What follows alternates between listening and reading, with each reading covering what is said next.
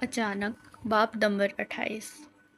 Timur نظریں جھکائے آنسو بہا رہا تھا اور عادل اس کے سامنے کھڑا کسی ہیرو کی طرح منہ بنا کر اسے دیکھ رہا تھا۔ دونوں میں سین تو جذباتی قسم کا چل رہا تھا، لیکن دونوں ہیرو ہیروئن سے کم نہیں لگ رہے تھے۔ ضبط کے باوجود بھی عروا کی ہنسی نکل پڑی۔ دونوں نے نظریں گھما کر بے ساختہ اس کی طرف دیکھا جو اپنے منہ پہ ہاتھ رکھے اپنی ہنسی کنٹرول کر رہی تھی۔ سوری، معذرت خانہ انداز میں اس نے کہا۔ عادل بھی نیم انداز میں مسکرا دیا۔ اوئے چل بس کر، اب نکل آپ اپنی اداکاری سے باہر۔ اس کے بازو پہ ہاتھ مارتے ہوئے اس نے ذرا ڈپٹ کر کہا تو اس نے خشمگین نگاہیں دیے اسے دیکھا۔ چل آجا، سینے سے لگ جا میرے یار۔ فراغ دلی کا مظاہرہ کرتے ہوئے عادل نے اپنی باہوں کو کھولا تو تیمور اس کے بغل گیر ہوا۔ عادل آئی ایم سوری، وہ پھوٹ پھوٹ کر رو پڑا تھا۔ ایسا پہلی بار ہوا تھا کہ وہ تیمور کو اتنا جذباتی دیکھ رہا تھا۔ چپ کر جا میرے باپ، اسے اپنے سینے سے لگ کرتے ہوئے وہ عاجز آ کر بولا۔ کرتا ہوں صبح تمہاری بات بھی، ماہپارہ شیخ کے ایکس بوائے فرینڈ کا رول ہے، کر لو گے؟ کہتے ہی وہ دبے دبے انداز میں ہنسا۔ عروا دونوں کی شرارتی گفتگو سے خوب محظوظ ہو رہی تھی۔ واہ باس واہ، خود تو ماہپارہ شیخ کے ہیرو ہو اور ہمارے لیے ایکس بوائے فرینڈ کا کردار۔ چلو کوئی نہیں، کر لیں گے، وہ قدرے تصرف سے مسکرایا تھا۔ ماہپارہ شیخ کا ہیرو، یہ الفاظ اس کے کانوں میں چبھن سی پیدا کر گئے۔ ایک جلن اس کے دل میں پیدا ہونے لگی تھی، مگر اگلے ہی لمحے اس نے خود کو نارمل کیا اور دونوں کو خوش دیکھ کر مسکرانے لگی۔ دونوں دوستوں کی ناراضگی چند گھنٹوں کی تھی جو کہ اب یکسر تک ختم ہو گئی تھی، جیسے کچھ تھا ہی نہیں۔ دونوں نے ایک ساتھ سیلفی لی اور انسٹا پہ اپلوڈ کی۔ جیسے ہی سیلفی انسٹاگرام سٹوری پہ اپلوڈ ہوئی، ٹی وی پہ گردش کرتی تمام خبریں ٹھنڈی پڑ گئی۔ تمام یوٹیوبرز کو منہ کی کھانی پڑی۔ بیک گراؤنڈ کے ساتھ ٹیک لگائے بیٹھی وہ موبائل پہ عادل خان کا انسٹا اکاؤنٹ سکرول کر رہی تھی۔ جب سے وہ اس کی زندگی میں آیا تھا اس نے کبھی اس کی ذاتی زندگی میں جھانکنے کی کوشش تک نہیں کی تھی، مگر آج ستارہ بیگ کے کہنے پر وہ ساتھ ہوئی لڑائی اور تیمور کے منہ سے ماہپارہ کا ذکر سن کر وہ اس کا انسٹا اکاؤنٹ چیک کرنے پہ مجبور ہو گئی تھی۔ جیسے جیسے وہ اسکرول کر رہی تھی حسد اس کی آنکھوں سے واضح ٹپکنے لگا تھا۔ اس کی ہر ہیروئن کے ساتھ تصویر کو دیکھ کر اسے چبھن سی ہو رہی تھی۔ اگلے ہی لمحے اس نے موبائل کو لاک لگایا اور خود سے کہیں دور پھینک دیا۔ نہیں عروا، تم ایسا سوچ سکتی، دور رکھو خود کو اس سب سے۔ ہڑبڑاتے ہوئے اس نے اپنے ذہن کو جھٹک کر نارمل کیا اور پھر کورس کی کتابیں کھول کر پڑھائی میں محو ہو گئی۔ دوسری طرف آج جو کچھ ہوا تھا اس کا اسے بے حد افسوس تھا۔ عروا پہ بلا وجہ اس نے غصہ کیا تھا۔ آج پہلی مرتبہ وہ عروا کے بارے میں سنجیدگی سے سوچ رہا تھا، ورنہ تو جیسے ہی وہ تھکا ہوا بستر پہ لیٹتے ہی نیند کی گہری وادی میں چلا جاتا، مگر آج سب کچھ اس کے برعکس ہو رہا تھا۔ وہ عروا جسے وہ پیچھا چھڑوانا چاہتا تھا آج وہ اس کے بارے میں فراغت سے سوچ رہا تھا۔ وہ لڑکیاں مجھے بلی کر رہی تھیں، اس کے دماغ میں عروا کی کہیں باتیں منڈانے لگی تھیں جو اس نے ستارہ بیگ کے گروہ کے حوالے سے اسے بتائی تھیں۔ کچھ تو کرنا پڑے گا، روز روز ایسے چلتا رہا تو اس کی پڑھائی پہ اثر پڑے گا۔ وہ خاصی گہری سوچ میں محو ہوا تھا، مگر اگلے ہی لمحے اس نے کچھ کرنے کی ٹھانی تھی۔ وہ اٹھا اور عروا کے کمرے کے باہر آ کھڑا ہوا۔ اس سے پہلے وہ دستک دیتا اسے اندر سے اس کے سبق یاد کرنے کی آواز صاف آ رہی تھی۔ وہ پرنسپلز آف مینجمنٹ کو یاد کر رہی تھی۔ بچوں کی طرح وہ رٹا لگاتے ہوئے سبق یاد کر رہی تھی کہ آوازیں اس کے کمرے سے باہر تک آ رہی تھیں۔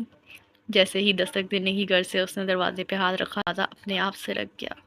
کمرے کے اندر وہ چکر لگاتے ہوئے اپنا سبق یاد کر رہی تھی۔ اوفو، مسئلہ کیا ہے عروا تمہارا؟ یاد کرو گی تو یاد ہوگا نا، فوکس فوکس جسٹ فوکس۔ کتاب کو ہاتھ میں پکڑے وہ اپنے سر پہ مارتے ہوئے خود کو جھنجھوڑ رہی تھی۔ اسے خود کے ساتھ الجھتا دیکھ کر عادل محظوظ ہوئے بنا نہ رہ سکا۔ وہ اس سے بات کرنے کے لیے ارادی طور پہ یہاں آیا تھا، لیکن اب وہ دروازے پہ کھڑا ہو کر اس کی حرکتوں سے لطف اندوز ہو رہا تھا۔ یہ یاد کیوں نہیں ہو رہا؟ آخر تھک ہار کر اس نے کتاب میز پر رکھی اور آئینے کے سامنے جا کھڑی ہوئی۔ کیا خاک یاد ہوگا تمہیں؟ حالت دیکھو ذرا اپنی، برکس نکلا ہوا ہے تقریباً۔ اس نے اپنے بندے بالوں کو کھولا جو خاصے الجھے ہوئے تھے۔ بالوں کی ایک لٹ جیسے ہی اس کے ناک کو چھوئی تو اس نے پھونک مار کر اسے اڑایا۔ اب کمرے میں مکمل طور پہ خاموشی چھا گئی تھی۔ اندر سے اب کسی کی کوئی آواز نہیں آ رہی تھی۔ کہاں گئی؟ عادل نے خود سے سوال کیا اور تھوڑا آگے ہو کر کمرے میں جھانکا جہاں آئینے کے سامنے اب کسی کا کوئی وجود نہیں تھا۔ حیرت ہے، کہاں غائب ہو گئی ہے؟ اسے اچنبھا ہوا تھا۔ اوہ واش روم! اچانک اسے یاد آیا کہ اس کے کمرے میں ایک عدد واش روم بھی ہے، وہ وہاں بھی جا سکتی ہے۔ اسے اپنے دل میں اس کے لیے فکر پیدا ہوتی محسوس ہو رہی تھی، اور یہی احساس اس کے دل کو سکون بخش رہا تھا۔ جانتا ہوں عروہ، آج جو کچھ ہوا اس کی وجہ سے تمہاری پڑھائی کافی ڈسٹرب ہوئی ہے، لیکن آج کے بعد میں ایسا نہیں ہونے دوں گا۔ تہیہ کرتے ہوئے دل میں خود سے سرگوشی کرتے ہی وہ وہاں سے جانے ہی والا تھا کہ اسے عروہ ایک بار پھر سے آئینے کے سامنے کھڑی نظر آئی۔ وہ باتھ ٹاول پہنے سر کے گیلے بالوں کو ہاتھ سے سلجھاتے ہوئے سنبھال رہی تھی۔ ایک لمحے کے لیے تو وہ اس کی گہری کالی زلفوں میں کہیں محو ہو کر رہ گیا، جو اس کی کمر تک کو چھو رہی تھی۔ وہ اس کے حصار میں گرفتار ہونے لگا تھا۔ جیسے ہی عروہ نے باتھ ٹاول ہٹایا تو اس نے اپنا سر جھٹک کر خود کو نارمل کیا اور وہاں سے آنن فانن غائب ہو گیا۔ یہ غلط ہے عادل، بدتمیزی ہے۔ اس کی نظریں اس پہ جا ٹھہری تھیں۔ اس قدر روشن چہرہ تھا اس کا، گیلے بالوں کی لٹیں اس کے ماتھے کو چھو رہی تھیں، اور اس کی زیب تن کی سفید شرٹ اس کی آنکھوں کے لیے راحت بخش ثابت ہوئی تھی۔ بیٹھو، ناشتہ کرو۔ ٹاول ایک طرف رکھتے ہوئے اس نے ایک کرسی پیچھے کو کھسکائی اور اس پہ بیٹھ گیا۔ وہ وہیں کی وہیں بدستور کھڑی تھی۔ تبھی اس نے آئی برو اچکا کر آنکھوں کے اشارے سے کندھے اچکا کر اس سے نہ بیٹھنے کی وجہ جاننے کی کوشش کی۔ اگلے ہی لمحے اس نے اپنی آنکھیں جھپکائیں اور ایک کرسی پیچھے کو کھسکاتے ہوئے اس پہ براجمان ہوئی۔ اس نے گہری محبت سے اس پہ نگاہ ڈالی۔ آج اس کی آنکھوں میں اسے اپنے لیے کچھ عجیب سا محسوس ہوا تھا، جسے وہ سمجھنے سے قاصر تھی، لیکن اس کی چھٹی حس اسے کچھ پیغام ضرور دے رہی تھی، لیکن وہ تھی کہ لاپرواہی کا مظاہرہ کر رہی تھی۔ اتنا سب کیوں بنایا ہے تم نے؟ میز پہ پڑے ناشتے کی جانب نگاہ کیے وہ بولی۔ اتنا سب کہاں ہے؟ یہ میٹھے بریڈ ہے، یہ لسی ہے، اور یہ چائے، اور یہ رہا پراٹھا انڈا تمہارا فیوریٹ۔ سبھی لوازمات کی طرف ہاتھ کا اشارہ کرتے ہوئے وہ اسے بتا رہا تھا۔ تم کیسے جانتے ہو کہ پراٹھا انڈا میرا فیوریٹ ہے؟ تجسس امیز لہجے میں اس نے پوچھا۔ بس دیکھ لو، اب ساتھ رہنا ہے تو پتہ تو لگانا پڑتا ہی ہے نا۔ خیر تم آم کھاؤ نا، گٹلیاں کیوں گن رہی ہو؟ مزاحیہ انداز میں وہ بولا تھا۔ نہیں، اس سب کی ضرورت نہیں تھی، مجھے لیٹ ہو رہا ہے، تب موڈ آ گیا ہوگا۔ بنا کھائے ہی وہ اٹھی تھی۔ وہ نہیں آئے گا، وہ مزے سے ناشتہ کرتے ہوئے ذرا بے نیازی سے بولا تھا۔ اس کے جاتے قدم رکے تھے۔ کیا مطلب نہیں آئے گا؟ موے سے کھیر کر اس نے سوالیہ نگاہیں لیے پوچھا۔ ارے بیٹھ جاؤ، اتنا بھی برا ناشتہ نہیں ہے، دیکھو ذرا خاص تمہارے لیے پراٹھے بنائے ہیں میں نے، اور تم ہو کے۔ اس کے سوال کو اس نے پوری طرح سے نظر انداز کر دیا تھا، جو کہ عروہ کو ایک آنکھ نہیں بھایا تھا۔ میں نے کچھ پوچھا ہے تم سے؟ دانتوں کو سختی سے بھینچے وہ بولی تھی۔ ناک کو چنے چبانے کی ضرورت نہیں مسز، ناشتہ بنایا ہے، کھا لو، شاید تمہارا دماغ کام کرنے لگ جائے۔ اس کے غصے کے پیش نظر وہ خود کو پرسکون ہی رکھے ہوئے تھا۔ مسٹر عادل خان، مجھے یونیورسٹی سے لیٹ ہو رہا ہے، تو آپ بتائیں گے کہ مجھے کیسے جانا ہوگا؟ ایک ایک لفظ چبا چبا کر اس نے پوچھا تھا۔ اس نے آخری والا منہ میں ڈالا اور خالہ کو آواز لگائی۔ لنچ باکس لے آئیے گا۔ اگلے 2 منٹ میں ہی خالہ لنچ باکس لے آئیں۔ اس نے ان کے ہاتھ سے لنچ باکس لیا اور اس میں پراٹھا انڈا اور میٹھے بریڈ رکھتے ہی بند کیا۔ وہ جتنی نفاست سے رکھ رہا تھا، عروہ بھی حیران تھی۔ اتنا کھانے کے بعد اب یہ بھی لے جائے گا، پیٹو کہیں کا۔ اسے گھور کر دیکھتے ہوئے وہ اندر ہی اندر ابل رہی تھی۔ اس سے پہلے وہ کچھ بولتی، اس نے اس کے کندھے پہ لٹکا بیگ اس کے کندھے سے کھینچ کر اتارا اور اس میں لنچ باکس رکھ دیا۔ وہ ہکا بکا رہ گئی تھی۔ یہ؟ اس سے پہلے وہ شدید رد عمل کا اظہار کرتی، اس کی نگاہیں خالہ پہ جا ٹھہریں، جو عادل کی اس حرکت پہ دبے دبے انداز میں مسکراتے ہوئے اسے دیکھ رہی تھیں۔ تھوک نکلتے ہوئے اس نے خود کو نارمل کیا۔ خالہ ایک بوتل بھی لے آتی۔ خالہ نے فوراً سے اپنی آنکھیں جھپکائیں اور کچن میں بوتل لینے چلی گئی۔ میں لسی نہیں پیتی۔ اوہ، تبھی تمہارا دماغ کام نہیں کرتا، وہ دبے انداز میں بولا تھا، لیکن اسے صاف سنائی دے گیا تھا۔ تبھی اس نے گھوری ڈال کر اسے دیکھا ہی تھا کہ خالہ بوتل لے کر آ گئی۔ اسے اس قسم کی حرکتیں کرتا دیکھ کر اس کے صبر کا پیمانہ لبریز ہو رہا تھا، لیکن وہ خود کو ضبط کیے ہوئے تھی۔ اچھا یہ لو، میں بس 2 منٹ میں آ رہا ہوں۔ بوتل اس کے ہاتھ میں تھماتے ہی وہ اپنے کمرے میں چلا گیا۔ تقریباً 5 منٹ بعد ہی وہ باہر آ چکا تھا۔ چلو، جانا نہیں؟ بے بسی سے وہ اس کا منہ تکنے لگی۔ چلو پھر کہو گی کہ دیر ہو گئی، وہ اسی کے انداز کی نکالی کرتے ہوئے بولا تو وہ جل بھن کر رہ گئی۔ تم جانتے بھی ہو کہ اس سے پہلے وہ بولتی، اس نے اسے خوب آنکھیں دکھائیں۔ اس کی اکھیاں خالہ پہ تھیں جو دونوں میں ہوتی تکرار سے محسوس ہو رہی تھیں۔ چلیں، اس نے ذرا زور دے کر کہا تو وہ چڑھ کر آگے بڑھی۔ اچانک باب نمبر 29۔ تم اچھے سے جانتے ہو کہ یونیورسٹی میں میرا مذاق بنتا ہے، پھر بھی وہ تقریباً رونے کو تھی۔ وہ بولتی چلی جا رہی تھی لیکن وہ تھا کہ اسے برابر اگنور کیا جا رہا تھا۔ اس کا پورا دھیان سامنے سڑک پہ تھا۔ صبح کے 8:30 بج رہے تھے۔ کراچی کی بے ہنگم ٹریفک میں ساتھ ساتھ اس کی باتیں سنتے ہوئے گاڑی چلانا کوئی آسان کام نہیں تھا۔ وہ جیسے جیسے بول رہی تھی اس کی خاصی کوفت ہو رہی تھی۔ مسٹر عادل خان، پلیز مجھے یہیں اتار دیں، میں رکشہ لے کر چلی جاؤں گی۔ اب کے عادل نے گاڑی کے ڈیش بورڈ پہ پڑے ٹیشو کو اٹھایا اور اسے انگلیوں کی مدد سے مسل کر اپنے کانوں میں ٹھونسا۔ اسے ایسا کرتا دیکھ کر وہ چونک اٹھی تھی۔ یہ کیا طریقہ ہے تمہارا؟ کیوں تنگ کر رہے ہو مجھے؟ ابھی کل تم نے مجھ سے معافی مانگی ہے اور آج… وہ بولتی جا رہی تھی اور اس کی آواز اس کے کانوں میں پھر سے آ رہی تھی۔ تنگ آ کر اس نے ٹیشو کانوں سے نکال کر گاڑی کے شیشے سے باہر پھینکا۔ Will you please stop it? ذرا سختی سے لب بھینچے وہ بولا تو وہ روحان سی ہوئی۔ اب روب جماؤ گے تم مجھ پہ؟ سمجھ گئی، میں سب سمجھ گئی۔ سوالیہ نگاہیں لیے عاجز آ کر اس نے عروہ کو دیکھا تو وہ مزید بولی، تم مجھے زج کرنا چاہتے ہو، سب کے سامنے میرا مذاق بنانا چاہتے ہو، اسی سے تم خوش ہوگے نا؟ بول دیا کہ کچھ اور؟ اس نے گاڑی کو یونیورسٹی کے باہر روکا اور اس کی طرف نگاہیں کیے بولا، کچھ نہیں۔ زج ہو کر وہ گاڑی سے اتری۔ پلیز چلے جاؤ اب یہاں سے، اس سے پہلے کوئی دیکھے اور میرا پھر سے مذاق بنے، جاؤ یہاں سے۔ اترتے ہی اس نے ملتجی نگاہیں لیے ہاتھ جوڑ کر کہا تو اس نے ڈیش بورڈ پہ پڑے اپنے سن گلاسز اٹھائے اور اسے آنکھوں پہ سیٹ کیے گاڑی سے باہر آیا۔ یہ سب کیا ہونے جا رہا تھا؟ اس کے اندر آگ کا سمندر گوتے کھانے لگا تھا۔ وہ اندر ہی اندر ابل رہی تھی لیکن اس کی آنکھوں سے آگ کے شرارے واضح محسوس ہو رہے تھے۔ وہ جس قدر غصے میں تھی تو عادل اسی قدر پرسکون تھا۔ اگلے ہی لمحے اس نے اس کا ہاتھ پکڑا اور یونیورسٹی کے مین گیٹ سے اندر داخل ہوا۔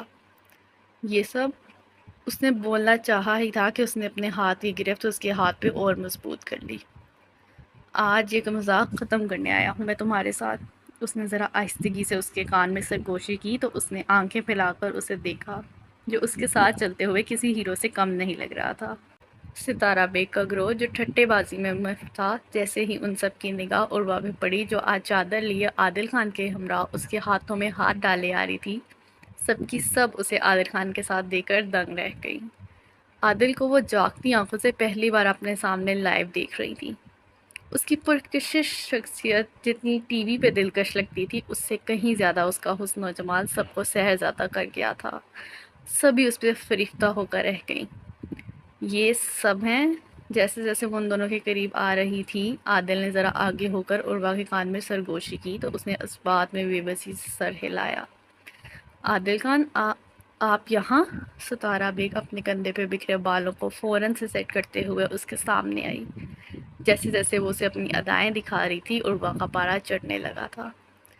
اس کا اندازہ عادل کو تب ہوا جب اس نے اپنے ہاتھ کی ہتھیلی پہ عروہ کے غصے سے بے بس ہوتے ناخن محسوس کیے۔ اس کے ایک نظر دیکھ کر وہ قدر استحقاق سے مسکرایا۔ بھروسہ رکھو مسز، اس نے اس کے کان کے قریب جا کر جیسے ہی سرگوشی کی تو اس نے بھویں سکیڑ کر اس پہ نگاہ ڈالی۔ ابھی بھی اسے سمجھ نہیں آ رہا تھا کہ وہ اس سے کیا کہنا چاہ رہا ہے۔ آئیے نا، کیا لیں گے؟ چائے، کافی یا کولڈ ڈرنک؟ جاؤ فروا، جا کر کولڈ ڈرنک لے کر آؤ۔ ستارہ بیگ نے مٹک مٹک کر پوچھتے ہی اپنی دوست سے تحکم امیز انداز میں کہا، نہیں، اس کی ضرورت نہیں۔ تو آپ ستارہ بیگ ہیں؟ جی، عروہ نے آپ کو بتایا تو ہوگا میرے بارے میں۔ ہاں؟ اب کہ اس نے عروہ پہ نگاہ ڈالی جس کی آنکھوں سے آگ کے شرارے پھوٹ رہے تھے۔ وہ ہم میں تو مذاق چلتا رہتا ہے، کیوں عروہ؟ مصنوعی انداز میں ہنستے ہوئے اس نے منمنا کر عروہ کو دیکھا۔ یہ کیسا مذاق ہوا مس ستارہ بیگ؟ عادل خان کی بیوی کو آپ سرعام پریشان کر رہی ہیں، بلی کر رہی ہیں، یہ تو غلط بات ہے نا؟ اس نے تفہیمی انداز میں کہا تھا لیکن لہجے میں تنبیہ واضح جھلک رہی تھی۔ ارے نہیں، بالکل بھی نہیں، ہم سب تو آپ کی فین ہیں سر، آپ کی بیوی سر آنکھوں پہ۔ سر کو ذرا خم دے کر وہ بولی تھی۔ میری بیوی کو اگر بھابھی سمجھیں گی تو زیادہ اچھا ہوگا۔ اس کی ذو معنی بات سن کر وہ ہڑبڑا اٹھی۔ واٹ؟ بھابھی؟ کیوں کیا ہوا؟ کچھ برا کہہ دیا کیا میں نے؟ اب کہ وہ نیم انداز میں مسکرایا۔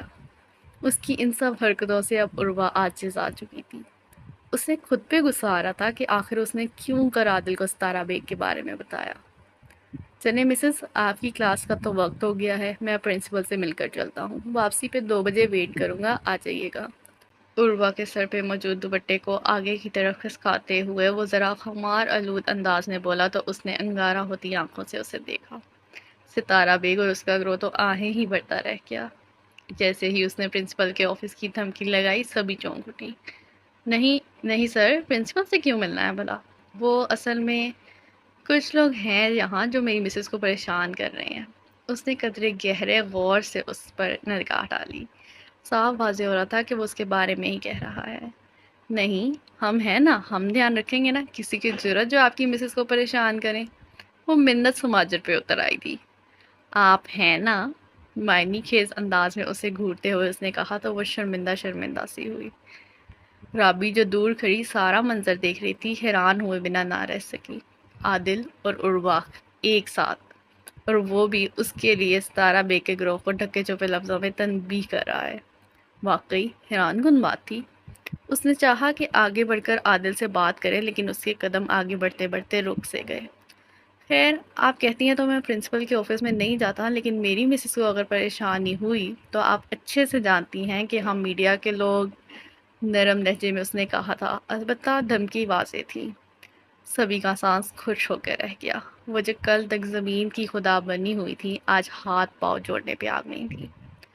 اس نے عروہ کا ہاتھ چھوڑا اور واپس مڑا۔ عروہ، اپنی جان ہو تم، کیا ہو گیا ہے؟ مذاق کیا تھا یار، چلو آؤ۔ ستارہ بیگ نے اس کا ہاتھ پکڑتے ہی ذرا نرم لہجے میں کہا تو دور کھڑی رابی یہ سب دیکھ کر ہکا بکا رہ گئی۔ وہ جو کل تک اسے تنگ کر رہی تھی، آج کیسے اس کی جی حضوری کر رہی تھی؟ اور یہ سب عادل خان کی ہی منہونے منت تھا۔ عادل ایک لمحے کے لیے رکا اور مڑ کر نگاہ ڈال کر ان سب کو دیکھا جو اب عروہ کے ساتھ پیار و محبت سے پیش آ رہی تھیں۔ پرسکون مسکراہٹ لیے وہ آنن فانن وہاں سے نکلا ہی تھا کہ مین گیٹ کے پاس اسے لڑکیوں کے ایک اور گروہ نے آ گھیرا۔ واہ بھئی، بڑے ہی ششکی ہیں تمہارے ہیرو کے۔ ستارہ بیگ پہلے سے کم ناز و نخرہ ناک پہ سجائے اس کے قریب آ کر بولی۔ اس کی نگاہیں پیچھے کی سمت دیکھ کر عروہ نے مڑ کر پیچھے دیکھا، جہاں عادل کو لڑکیوں کے ایک گروہ نے آ گھیرا تھا۔ کوئی اس کے ساتھ سیلفی لے رہی تھی تو کوئی آٹوگراف۔ اس کی نگاہیں ہنوز وہیں جمی رہ گئیں۔ ایک فری ایڈوائز دوں، دھیان رکھنا اپنے ہیرو کا، کہیں یہ نہ ہو۔ ستارہ نے اس کے کندھے پہ ہاتھ رکھا اور اس کے قریب آ کر شرارت بھرے لہجے میں کہتے ہوئے آنکھ مارتے ہی جملہ ادھورا چھوڑا۔ رابی بنا دیر کیے آگے بڑھی۔ چلو، کلاس کا ٹائم ہو رہا ہے، دفعہ کرو ان لوگوں کو۔ اس کا ہاتھ پکڑتے ہی اس نے ستارہ بیگ کو منہ چڑھا کر دیکھا۔ اوئے ہیلو، صلح ہو گئی ہے ہماری، تم کچھ زیادہ ہی بن رہی ہو اب۔ ستارہ بیگ ایک ہی جھٹکے میں آگے بڑھی۔ اچھا چلو چلو، صلح ہو گئی۔ اس نے عروہ کا ہاتھ پکڑا اور اسے وہاں سے لے گئی۔ یہ سب کیا تھا؟ وہ یہاں کیا کر رہا ہے؟ پتہ نہیں مجھے، تو پاگل ہو جاؤں گی میں رابی۔ کمرہ جماعت کی جانب جاتے جاتے وہ اپنا دکھڑا اس سے بیان کرنے لگی۔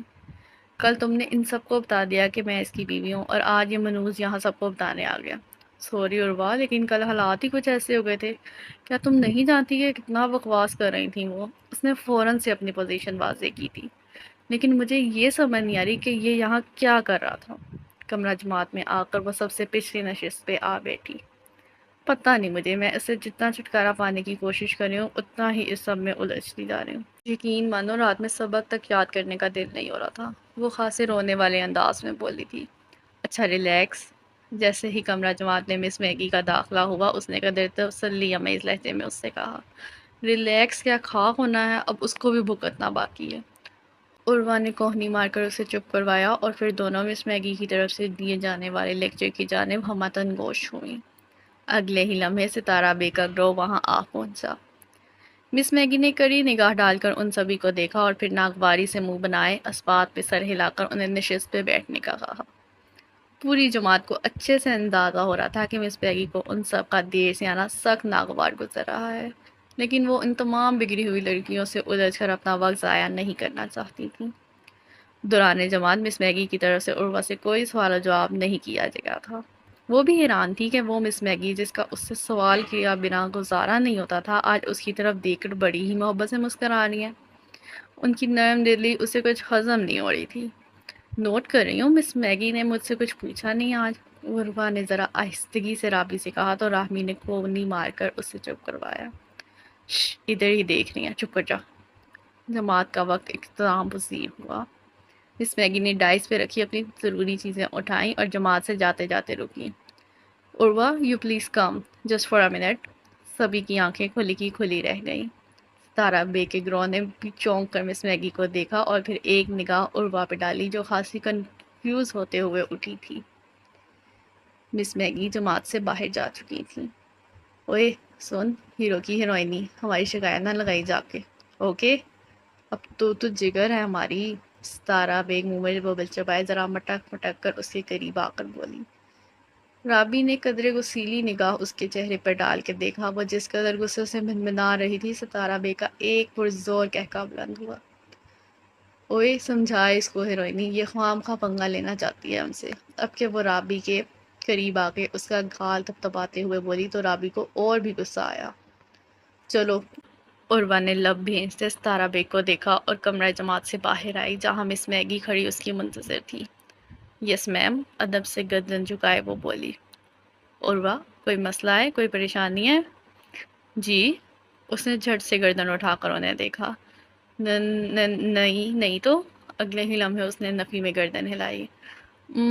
اصل میں عادل خان کی کال آئی تھی مجھے۔ ہسبینڈ ہیں وہ آپ کے؟